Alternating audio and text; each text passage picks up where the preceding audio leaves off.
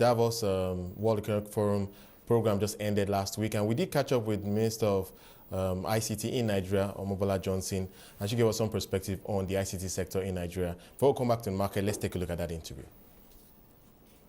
Nigeria is doing slightly better. We have about 27-28% that have access to the internet, so about 72% don't have access. So that's a major priority for us in the ministry, and that is really to build out the infrastructure. And when we say access to the internet, we're talking about broadband now. That's our priority, is to get broadband, mobile broadband, fixed broadband all across the country, especially to the rural areas.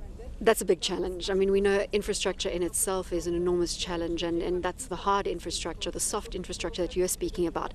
How can you facilitate that process to make sure that you put that technology in the ground as quickly as possible?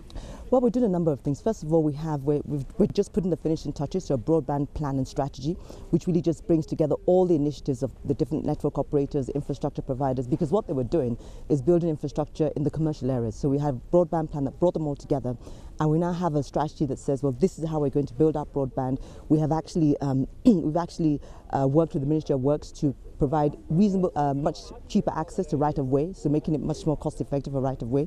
We're working with the state governments because that's a critical part of laying fibre optic in any country.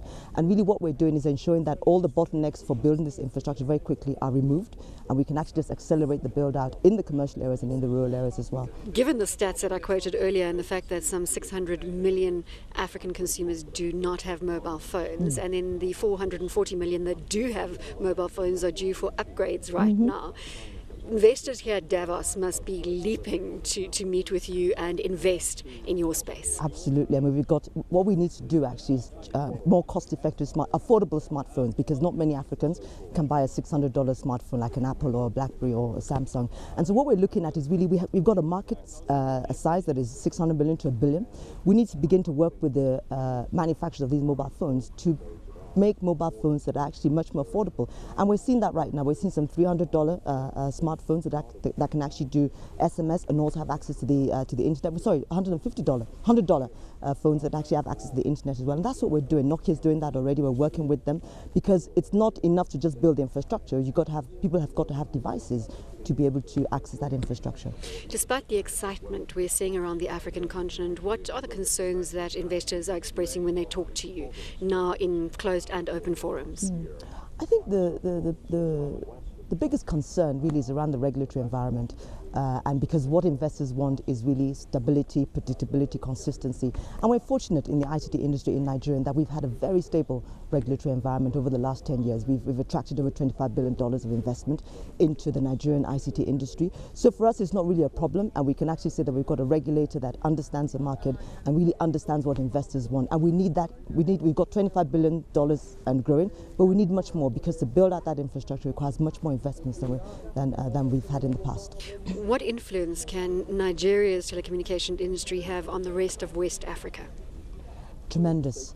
I think right now we're building connectivity across West Africa, so we have a number of bilateral arrangements with neighbouring countries, particularly the landlocked countries in West Africa, to take fibre. We've got tremendous capacity for internet connectivity. We've got undersea cables, about 10 terabits of data, and we can take that capacity up to the landlocked countries and also to the countries on the coast as well. So that's what we're looking at right now. We're working with a number of countries. One of our local undersea cable companies, Main One, is actually landing their cable in Liberia, in Ghana and other places before they get to Nigeria. So those are the kind of arrangements that we're having, because connectivity in Nigeria will be enhanced if we actually connect it to the rest of Africa and the rest of the world. So the communications revolution is still happening in Nigeria? It is still happening. It was a voice revolution over the last 10 years. What we're seeing right now is a data revolution.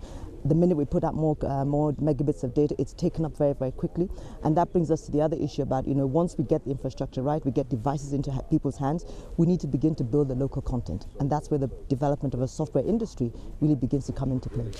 How long is it going to take you to be able to deliver broadband access to the 72% of the population in Nigeria that doesn't have access currently? Well, we have a target to have, we have about 6% broadband penetration now. We've got a target to multiply that by 5 times by 2017, so we'll have about 30% broadband connectivity. But what that means, because a lot of Nigerians connect not only with their mobile phones, they connect in classrooms, they connect in cyber cafes, and we think that by doing that we can get up to from 27% to about 80% now with the 5 times increase in broadband in broadband penetration, both mobile and fixed. Do you have a very different strategy when you are deploying infrastructure into the rural areas where it is very difficult to access from just a roads and transport perspective? Absolutely. Different strategy, and that's part of our broadband plan. We do realize that we're going to have it's a heterogeneous broadband strategy where we'll have fiber, we'll have mobile broadband, and of course we'll have satellite as well. So for those hard to reach areas, we will have a satellite connectivity there. Nigeria's got a satellite that we launched last December 2012,